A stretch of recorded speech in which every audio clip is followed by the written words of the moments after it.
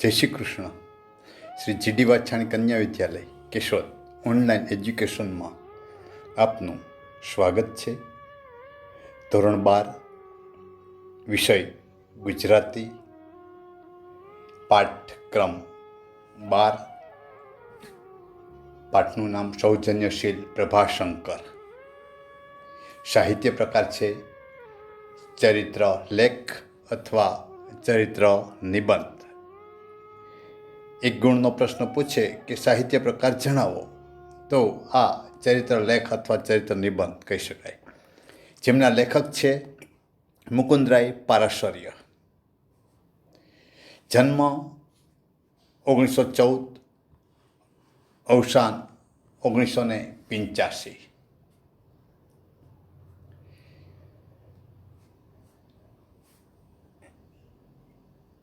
શ્રી મુકુંદરાય પારાશર્યનો જન્મ મોરબીમાં થયો હતો. પોતે એક સૂક્ષ્મ સાહિત્યસૂજ અને સૌંદર્યલક્ષી કાવ્યધારાના કવિ છે. પ્રાથમિક શિક્ષણ કોટડા સાંગાણીમાં તેમજ માધ્યમિક અને ઉચ્ચતર શિક્ષણ અનુક્રમે રાજકોટ તેમજ ભાવનગરમાં લીધું. અરિયન પ્રબોધ ભટ્ટ સાથે સંસ્કૃતિ ભદ્રા કાવ્ય સંગ્રહો, ફૂલ ફાગણના ગીત સંગ્રહ, દીપમાલા મુક્તક સંગ્રહ, કંઠ ચાતકનો અને પ્રાણ બપૈયાનો પદ સંગ્રહોમાં ભાવની સચ્ચાઈ, ગહનતા, સુચારુ અભિવ્યક્તિ, પ્રાસાદિકતા તેમજ મંજુલ કાવ્યબાનીનો પરિચય થાય છે. મુકુંદભાઈએ યશોદાયી વ્યક્તિચિત્રોના સંગ્રહો આપ્યા છે. સત્યકથા ભાગ 1, 2, 3, સત્વશીલ, મારા મોટીબા અને બીજી સત્યકથાઓ તથા મારી માં જેવા વ્યક્તિચિત્રોમાં ઉદાત્ત જીવનદ્રષ્ટિ, વૈવિધ્યપૂર્ણ પ્રભાવક ઘટનાઓનું રસમય આલેખન જોવા મળે છે. સરળ, પારદર્શક તેમજ પ્રાસાદિક ગદ્ય એ પારાશર્યએ ઉત્તમ ગદ્યકાર તરીકે પ્રસ્થાપિત છે.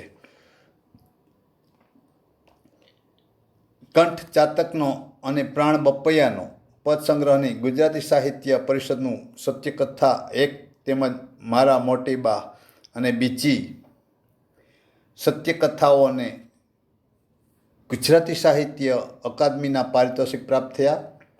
સત્વશીલને 1978નો નર્મચંદ્રક પણ પ્રાપ્ત થયેલો છે. આ થયો લેખકનો પરિચય. હવે આ ચરિત્ર લેખનો ટૂંકો પરિચય સમજી લઈએ. એક સામાન્ય શિક્ષક પદથી ભાવનગર રાજ્યના દિવાન પદ સુધીની પ્રભાશંકર પટણીની વિકાસગાથાનો ગર્વ નમૂનેદાર આલેખ સુચારુ ઢબે લેખકે રજૂ કર્યો છે. શિક્ષક પદેથી ભાવનગર રાજ્યના દિવાન પદ સુધી પહોંચવું એ કંઈ નાની સૂની ઘટના ન કહેવાય. તેમના સ્નેહ, સૌજન્ય, સરળતા, નિસ્પૃહતા, દ્રઢતા, કોમળતા, ત્યાગ અને સેવા તત્પરતા, નિરાભિમાનપણું અને પરહિતપરાયણતા વગેરે ગુણો વડે સૌનું દિલ જીતનારા પ્રભાશંકર પ્રજાજનો અને રાજવીઓ, સમાજ અને સરકાર, મહારાજ અને ગાંધીજીને પણ ટાણે સાચી સલાહ આપનાર વિરલ રાજપુરુષ હતા. વિરલ એટલે અજોડ, અપૂર્વ, છતાં સંપત્તિ, પદ, કીર્તિને ઠોકર મારી સત્ય અને સંયમ અને વફાદારીનો આચાર ધર્મ શીખવનાર આ શીલવંત સજ્જનનું આખું ચરિત્ર વાંચવાની અભિપ્સા આ ચરિત્રલેખ જગાડે છે. આ થયો પરિચય. હવે આપણે પાઠ 12 સૌજન્યશીલ પ્રભાશંકરને સમજીશું, ભણીશું. સૌજન્યશીલનો અર્થ જોઈએ તો ભલાઈ અથવા સુજનતા. સૌરાષ્ટ્રમાં મોરબી ગામમાં ગરીબ બ્રાહ્મણ કુટુંબમાં જન્મી મેટ્રિક સુધીનો અભ્યાસ કરી સામાન્ય શિક્ષક પદથી પ્રારંભ કરીને ભાવનગર રાજ્યના દિવાન પદ તથા એડમિનિસ્ટ્રેટરના પદને શોભાવનાર, હિન્દના દેશી રાજ્યોમાં માનવંતા સલાહકાર બનનાર બ્રિટિશ સલ્તનતનો પરમ વિશ્વાસ મેળવી ઇન્ડિયા કાઉન્સિલ તથા લીગ ઓફ નેશન્સમાં સ્થાન ભોગવનાર અને દેશના સ્વાતંત્ર્યતા માટે પૂજ્ય ગાંધીજીના અંગત મિત્ર રહી કાર્ય કરનાર સર પ્રભાશંકર દલપતરામ પટણીની ઈસવીસન 1862થી ઈસવીસન 1938 સુધીની 100 વર્ષની એટલે કે લગભગ 75 વર્ષ સુધીની કારકિર્દીમાં કાર્યસિદ્ધિઓ અસંખ્ય છે. એમની બુદ્ધિ પ્રતિભા તથા કાર્યશક્તિ આકર્ષક હતા. એક સૌરાષ્ટ્રના મોરબી ગામમાં ખૂબ જ ગરીબ બ્રાહ્મણ કુટુંબમાં જન્મેલા, મેટ્રિક સુધીનો અભ્યાસ કર્યો. મેટ્રિક એટલે એ વખતનું 11મું ધોરણ.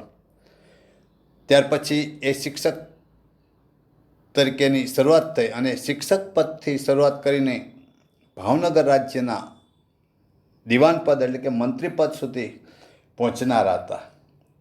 એ ઉપરાંત એડમિનિસ્ટ્રેટરના પદને પણ શોભાવ્યું. એડમિનિસ્ટ્રેટર પદ એટલે વહીવટકર્તા, રાજ્યના વહીવટકર્તા તરીકેનું પદ પણ શોભાવ્યું. હિન્દના દેશી રાજ્યોના એ માનની સલાહકાર બનનાર હતા. બ્રિટિશ સલ્તનત એટલે સત્તા, રાજ્યનો પરમ વિશ્વાસ મેળવી ઇન્ડિયા કાઉન્સિલ તથા લીગ ઓફ નેશન્સમાં પણ સ્થાન મેળવ્યું.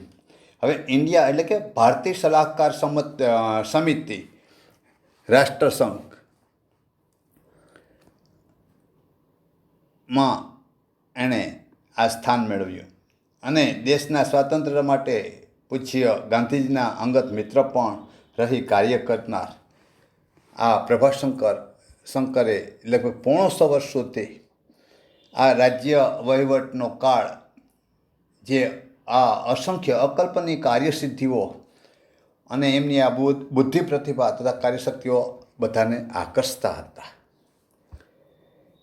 તેમની આશ્ચર્યકારક અનેક સિદ્ધિઓ નોંધી શકાય. અનેક પ્રકારની સિદ્ધિઓ છે, નવાઈ પમાવે એવી, પણ તેમના જીવનની ઓછી મહત્ત્વની નહીં તેવી વસ્તુ તેમનો સ્વભાવ હતો, જેના સૌજન્ય, નિસ્પૃહતા, નિર્ભિમાનતા તથા પરહિતપરાયણતા વગેરે લક્ષણો હતા. હવે અહીંયા એવો પ્રશ્ન પણ જ આ છે મિત્રો કે લેખકે પ્રભાશંકરના કયા લક્ષણો દર્શાવ્યા? તો કહી શકાય કે લેખકે પ્રભાશંકરના સૌજન્ય, નિસ્પૃહતા, નિર્ભિમાનતા તથા પરહિતપરાયણતા જેવા અનેક લક્ષણો દર્શાવ્યા છે. હવે નિસ્પૃહતા એટલે કે કોઈ પણ વસ્તુની ઈચ્છા ન રાખનાર, નિર્ભિમાનતા એટલે અહંકારનો અભાવ, પરહિતપરાયણતા એટલે કે બીજાનું ભલું કરવામાં એકાગ્રતા, આ બધાના આવા વિશિષ્ટ લક્ષણો હતા. એમની પ્રત્યેક પ્રવૃત્તિ કે નિવૃત્તિ પર હિત સાધક હતી. દરેક પ્રવૃત્તિ એવી હતી કે નવરાશની પળોમાં બીજાનું હિત કરવામાં જ પૂર્ણ થતી.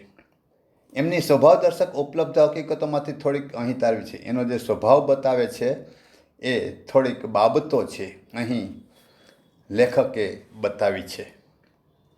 ઈસવીસન 1895માં મોરબી રાજ્યના કેળવણી ખાતામાં નિરીક્ષકના પદથી ભાવનગરના મહાન મહારાજાના હજુર સેક્રેટરી પદે એ આવ્યા. પેલા 1895માં મોરબી રાજ્યના શિક્ષણ ખાતામાં નિરીક્ષક તરીકેની પદ સંભાળ્યું. ત્યારબાદ ભાવનગરના મહારાજા જે હતા એના એ મંત્રી પદે પણ આવ્યા. સેક્રેટરી એટલે મંત્રી પદે. હવે અહીંયા હજુર શબ્દ છે, તો હજુર શબ્દનો અર્થ સમજીએ તો કે દરબારી કે મુસલમાની વિવેકમાં વપરાતો ઉદ્ગારવાચક શબ્દ છે. અને હજુર તે મહારાજા ભાવસિંહજી સગીર વયમાં રાજકુમાર કોલેજમાં રાજકોટ ભણતા અને શ્રી પ્રભાશંકર ત્યાં તેમની નોકરીમાં હતા. ત્યારથી જ ભાવસિંહજીને શ્રી પ્રભાશંકર પ્રત્યે આદરમાન હતું. જ્યારે મહારાજ ભાવસિંહજી રાજકોટની રાજકુમાર કોલેજમાં ભણતા હતા, નાના હતા ત્યારે ત્યારે પ્રભાશંકર ત્યારે તેમની નોકરીમાં એટલે કે એની સેવામાં કાર્યરત હતા અને ત્યારથી જ ભાવસિંહજીને આ પ્રભાશંકર પ્રત્યે ખૂબ માન હતું. એટલે મહારાજ તખ્તસિંહજી દેવ થયા. તખ્તસિંહજીનું જ્યારે સ્વર્ગવાસ થયો ત્યારે ભાવસિંહજીએ તાર કરીને પટણીને મોરબીથી તેડાવ્યા. શ્રી પ્રભાશંકરે લખ્યું, હું મોરબી બાવાનો નોકર છું, મને તેઓ સારી રીતે રાખે છે, એટલે નિષ્કારણ તેમની નોકરીમાંથી છોડાય નહીં. જ્યારે ભાવનગરના મહારાજા તખ્તસિંહજી મૃત્યુ પામે ત્યારે ભાવસિંહજીએ એમને ટેલિગ્રામ કરીને આ સંદેશવાહકનું વીજળી સાધન છે, વીજળી દ્વારા સંદેશો મોકલવા માટેનું તાર. આજે તાર પ્રથા લગભગ 8-10 વર્ષ થયા બંધ થઈ ગઈ છે, કારણ કે આધુનિક ટેકનોલોજી આવી ગઈ, મોબાઈલ, ઇન્ટરનેટ જેવા સાધનો આવી ગયા, એટલે આ રદ થઈ પ્રથા. એટલે વહેલામાં વહેલું સંદેશ મોકલવાનું સાધન ત્યારે તાર પ્રથા હતી. એટલે તાર કરીને પ્રભાશંકરને મોરબીથી ભાવનગર તેડાવ્યા છે. ત્યારે પ્રભાશંકર એમને લખે છે કે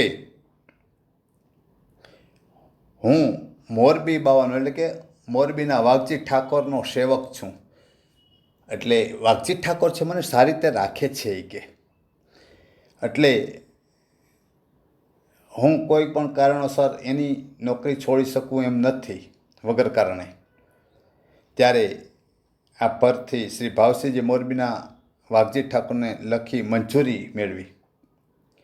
ત્યાર પછી ભાવસિંહજી રાજાએ મોરબીના જે વાઘજી ઠાકોર છે એની સંમતિ મેળવી અને પ્રભાશંકરને એ ભાવનગર બોલાવે છે.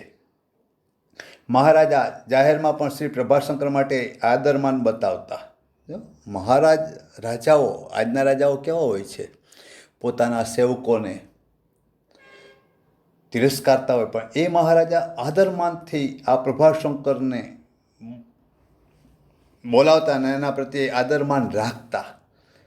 તેથી મસ્કરીમાં તેમજ અન્યથા આજકાલમાં મહારાજા તેમને દિવાન પદ આપશે એવી લોકવાયકા ચાલેલી. એટલે બધાને આનો ખૂબ આદર કરતા મહારાજા પ્રભાશંકરનો. એટલે એ રાજ્યમાં કેટલાક લોકો મશ્કરી કરતા કે આજકાલ તો હમણાં તો આને પ્રધાન પદો આપી દેશે એવી આ રાજ્યમાં અફવા ચાલેલી. તદ્દન નવી નોકરીમાં આવી સત્તાપદ વધતા પ્રભાશંકરનું ખૂન કરવા અને કરાવવાના યત્ન પણ થયેલા. એવા એક પ્રયત્નમાં પોતે પકડેલા મારાને ક્ષમા આપી પાછો વાળ્યો અને વાત દબાવી દીધી. તે પછી એ પ્રયત્ન બંધ થયા. હવે એવા સમયમાં આજે માણસ અત્યારની વાસ્તવિક સ્થિતિ પ્રમાણે જોઈએ તો અત્યારે સત્તા મેળવવા માટે પડાપડી કરે છે, મંત્રીપદ કે પ્રધાન પદો મેળવવા. એટલે એને આ નોકરીમાં સત્તાપદ પ્રધાન પદ આપ્યું એટલે પ્રભાશંકરનું ખૂન કરવા કેટલાક વિરોધી તત્વો એ માટે પ્રયત્નશીલ બન્યા. ખૂન કરવા અને કરાવવા માટે પ્રયત્ન ઘણા કર્યા. એટલે એવા એક પ્રયત્નમાં કોઈએ મારા એટલે કે મારવા આવનારને, એક વખત પ્રભાશંકરને કોઈ મારવા આવનારને માફી આપી દે છે અને ફરી પાછો વાળી દે છે. અને એ વાત પણ એને સમેટી લીધી, વાત દાબી દીધી, સમેટી લીધી. તે પછી આવા મારવાના પ્રયત્નો પણ બંધ થયા. એટલે મારવા માટે પણ અનેક વિરોધી તત્વોએ ખૂબ પ્રયત્નો કરે છે. અને એટલી એની ઉદારતા પ્રભાશંકરને કે મારવા આવનારને પણ એને માફી આપી દીધી. પણ એ બનાવ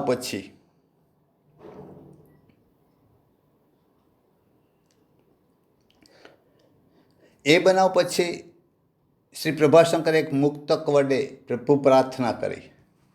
આ જ્યારે બનાવ બની ગયો તે પછી પ્રભાશંકરે એક નાનકડું કાવ્ય એટલે કે મુક્તક રચીને ઈશ્વરને પ્રાર્થના કરે છે. એ પ્રાર્થના આવી છે: મારી આખી અવની પરની જિંદગાની વિશે મેં રાખી હોય મુજ રીપુ પરે દ્રષ્ટિ, જે રીતની મેં તેવી જો મુજ ઉપર તું રાખશે શ્રી મુરારી, તો એ તારો અનઋણી થઈ પાડ માનીશ ભારી.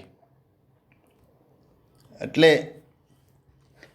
આજે મુક્તક એવું કહેવા માગે છે, પહેલાં શબ્દો સમજી લઈએ આપણે. અવની એટલે પૃથ્વી, ધરતી, ધરા, ધારિત્રી, વસુધા, વસુંધરા, ધારિણી, આ બધા અવની શબ્દોના પર્યાય છે. જિંદગાની એટલે જિંદગી, મુજ એટલે મારી, રીપુ એટલે શત્રુ, દુશ્મન, વેરી, દ્રષ્ટિ એટલે નજર, મુરારી, શ્રી મુરારી એટલે શ્રી કૃષ્ણ, અનઋણી એટલે ઋણ વિનાનું, પાડ માનીશ એટલે તારો આભાર માનીશ.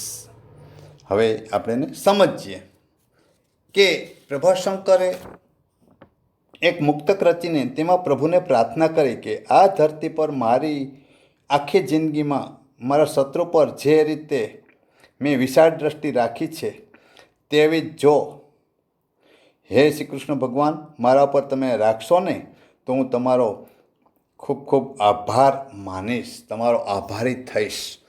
આવું આ પ્રાર્થનામાં એટલે કે આ મુક્તકમાં જણાવે છે. શ્રી પ્રભાશંકર હજુર સેક્રેટરી પદે હતા.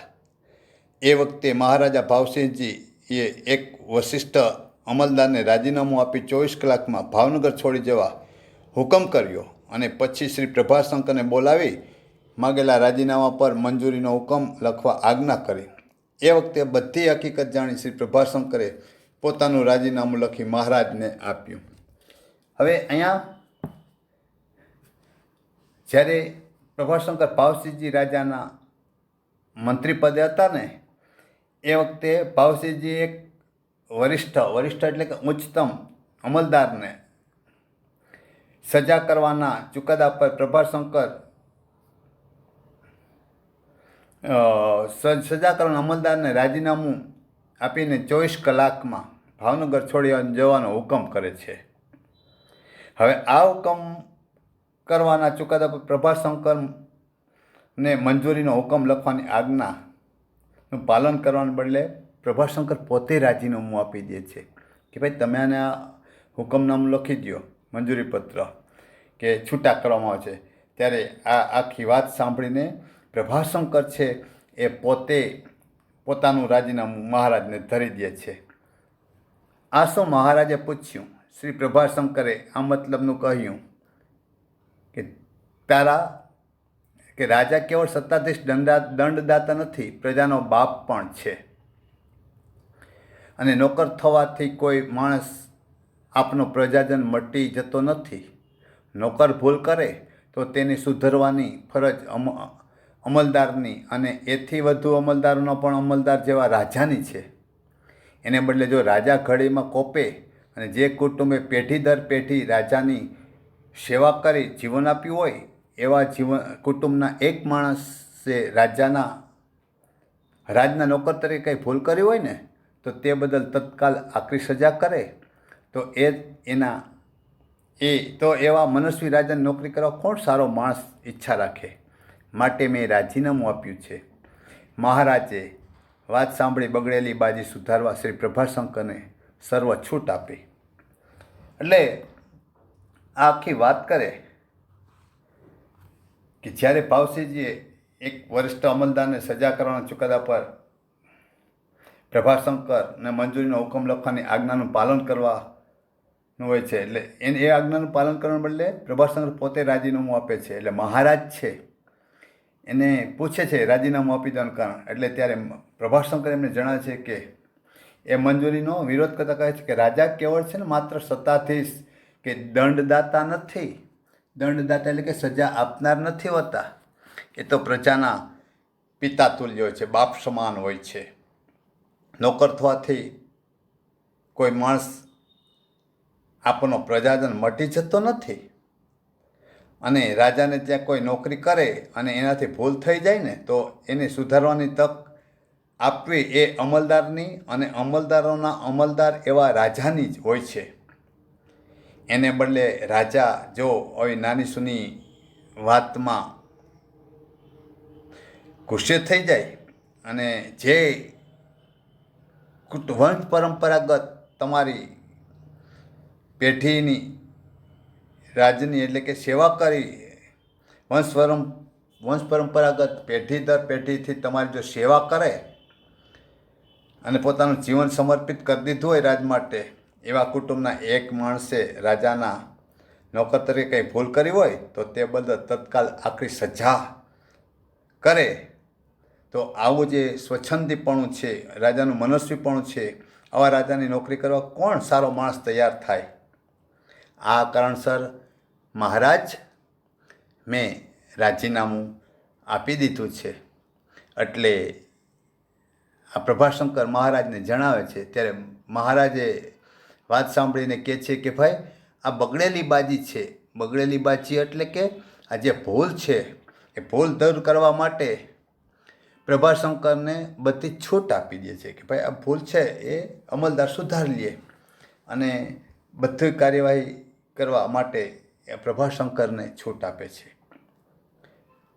લોર્ડ કર્ઝન હિંદના એક મહાન વાઇસરોય હતા. મહારાણી વિક્ટોરિયાના 1/11/1858ના ઢંઢેરાથી તાજે વચન આપેલું કે ઈસ્ટ ઇન્ડિયા કંપની સાથે થયેલા કરારો તાજ સાથે જ થયા હોય તેવા ગણીને તેની બધી શરતોને જે તે સ્વરૂપે પ્રમાણિકપણે પાળવામાં આવશે. હવે લોર્ડ કર્ઝન હિંદના એક મહાન વાઇસરોય હતા. લોર્ડ કર્ઝન એટલે કે એ લોર્ડ કર્ઝન નામનો એક ઇંગ્લેન્ડનો અમીર એટલે કે આબરૂદાર માણસ એ મોટો વાઇસરોય હતો. વાઇસરોય એટલે કે અંગ્રેજ સરકાર તરફથી નિમાયેલો હિંદનો વડો કે રાજ્યનો પ્રતિનિધિ, એને વાઇસરોય કહેવાય. હવે મહારાણી વિક્ટોરિયાનો ઢંઢેરો હતો કે જાહેરનામું હતું કે તાજિયા એટલે કે મહારાજે વચન આપેલું કે ઈસ્ટ ઇન્ડિયા કંપની સાથે થયેલા કરારો જે છે, ઠરાવો છે, એ મહારાજા સાથે જ થયા હોય તેવા ગણીને તેની બધી શરતોને જે તે સ્વરૂપે પ્રમાણિકપણે પાળવામાં આવશે. એ પ્રમાણે વચ્ચે ઓછે અંશે સરકારે પાલન કરેલું. પણ લોર્ડ કર્ઝને સાર્વભૌમ સત્તાના અનિરુદ્ધ સ્વાતંત્રતા હકના આધારે જે મનસ્વી વર્તન ચલાવ્યું તેમાં ભાવનગર રાજ્ય સાથે તાજને સમાન બંદરી હકના કરાર હોવા છતાં ભાવનગર રાજ્યની સંમતિ લીધા વગર ભાવનગર સહિત કાઠિયાવાડના બંદરોનો વિકાસ તોડવા, કાઠિયાવાડ અને બ્રિટિશ હિંદની વચ્ચે જકાતની લાઈન દોરી નાખીને ભાવનગર સહિત કાઠિયાવાડનો વેપાર બ્રિટિશ હિંદમાં જતો અટકાવ્યો.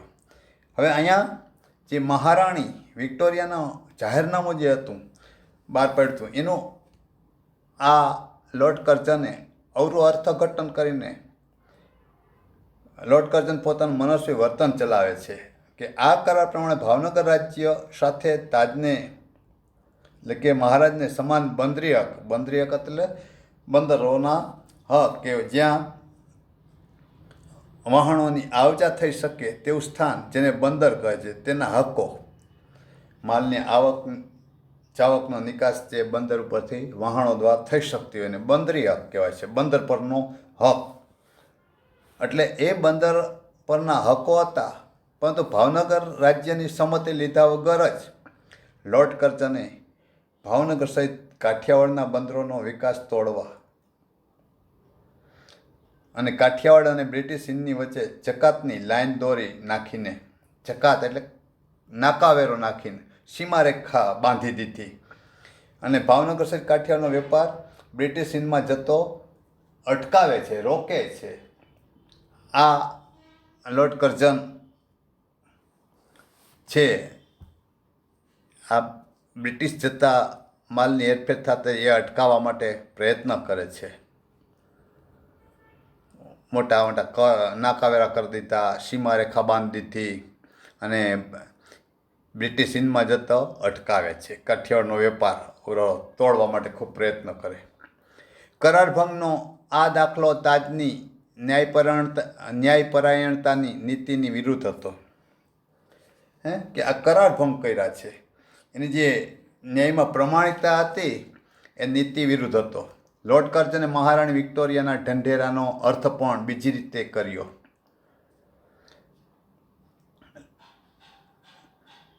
લોકમતની પરવા કર્યા વગર બંગભંગની યોજના અમલમાં મૂકવા તેણે જે યત્ન કર્યા તેથી સરકારની ન્યાયવૃત્તિ પર જે દૃઢ વિશ્વાસ લોકોનો હતો તેના પર ઘા પડવા શરૂ થયા. એટલે કે જે આ ઢંઢેરનું અર્થઘટન જુદું કરીને લોકમતની દરકાર કર્યા વગર આ બંગભંગની યોજના એટલે કે બંગાળના જે ભાગલા પાડવાની ગોઠવણ હતી ને એ ગોઠવણની અવહેલના કરે છે. બંગભંગની યોજનાની અવહેલના કરે એટલે જે પ્રયત્નો કરે એટલે સરકારની જે આ ન્યાયિક વૃત્તિ હતી અને લોકોનો જે દૃઢ વિશ્વાસ લોકોનો હતો એના પર બધા ટીકા ટિપ્પણ થવા લાગી. ધીમે ધીમે બીજી સરકારી વ્યક્તિઓ દ્વારા પણ લોકમતની ને ન્યાયની અવહેલના થવા માંડી. ધીરે આ જે ન્યાયિક પ્રમાણિકતા હતી એની અવગણના થવા માંડે છે અને પરિણામે લોકમત બ્રિટિશ વિરુદ્ધ ચળવળમાં પરિણામે છે. અને આ જે બ્રિટિશ સરકારનું જે લોકોનો અભિપ્રાય હતો એ બ્રિટિશ સરકાર સામે આંદોલનમાં ફેરવાઈ જાય છે. ત્યાં સુધી આપણે રાખીએ છીએ. ભાગ 2માં હવે જોશું. આ મને મારા ખ્યાલ પ્રમાણે આટલે સુધી તમે સારી રીતે સમજી ગયા છો. ન સમજાય તો એક વખત ફરી વિડીયો પાછો જોઈને સમજી લેશો. ગમે તો લાઈક કરશો, સબસ્ક્રાઈબ કરજો. અસ્તુ.